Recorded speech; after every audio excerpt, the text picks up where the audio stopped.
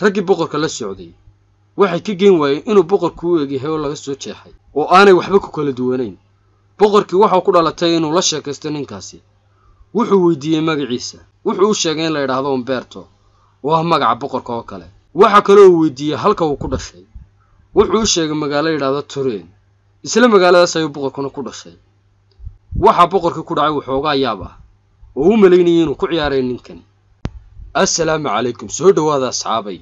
arrimo si isku si u dhaca oo macno weyn xambaarsan laakiin saa la dareemi muxuu yahay qodobkani.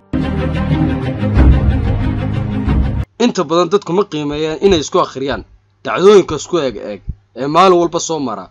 waxaase arrinta isku mashquuliyey oo aragtiyo badan ka sameeyey dadka psychology-ga yaqaan oo sheegay inay wataan arrimahan micno cajiib ah oo aan ilaa imika si weyn loo aqoon, ujeedooyinkoodana aan la ogaan. inay laba arrimood isku ekaadaan, isku sina ay u dhacaan, waxay culimadu u bixiyeen dhacdooyin isku lamaan. aqoonyahankii ugu horreeyey ee arrintaas si weyn wax uga qorayna wuxuu ahaa psychologist Carl Gustav Jung, waxaanu ka soo jeegay waddanka Jarmalka. si aynu u fududeyno aragtidan waxaynu soo qaadan karnaa sheeko kooban oo ka dhacday waddanka Talyaaniga.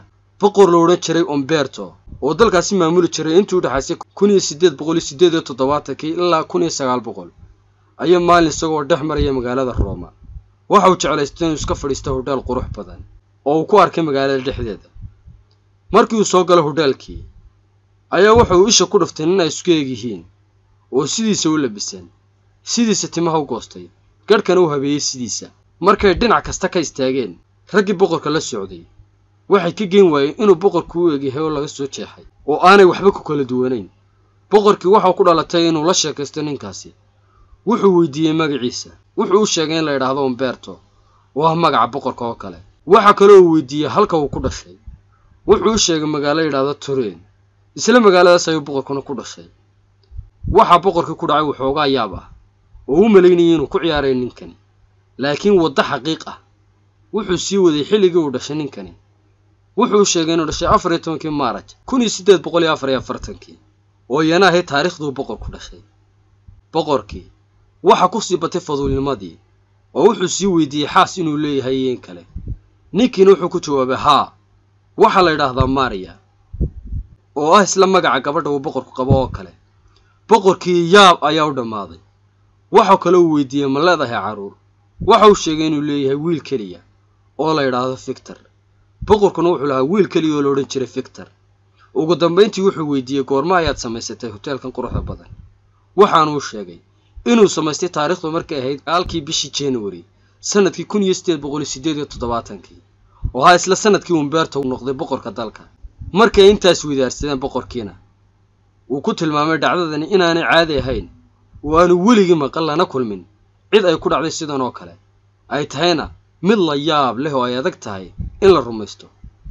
ayaa wuxuu ka codsaday ninkii inuu kala soo qayb galo xaflad ballaaran oo qasrigiisa ka dhici doonta si ay farxadda habeenka u wada wadaagaan maadaama uu yahay nin aanay waxba ku kala duwanayn noloshooda oo dhan. nasiib darro habeenkii xafladda ay dhacaysa ayaa ninkii waxaa dilay niman dablay ah oo ku soo weeraray isaga oo jooga hoteelkiisii. markii boqorkii loo sheegay in la dilay ninkii uu ka murugooday ayaa wax yar kadib isna lagu dilay xafladda dhexdeedii. haddaba marka aynu sheekada noocan ah eegno waxay noo soo baxaysaa in adduunka guudkiisa ay ka jiraan malaayiin dhacdo oo noocan oo kale ah laakiin dadku aanay ahmiyad badan siin, taasoo ka dhigtay in aanay muuqan.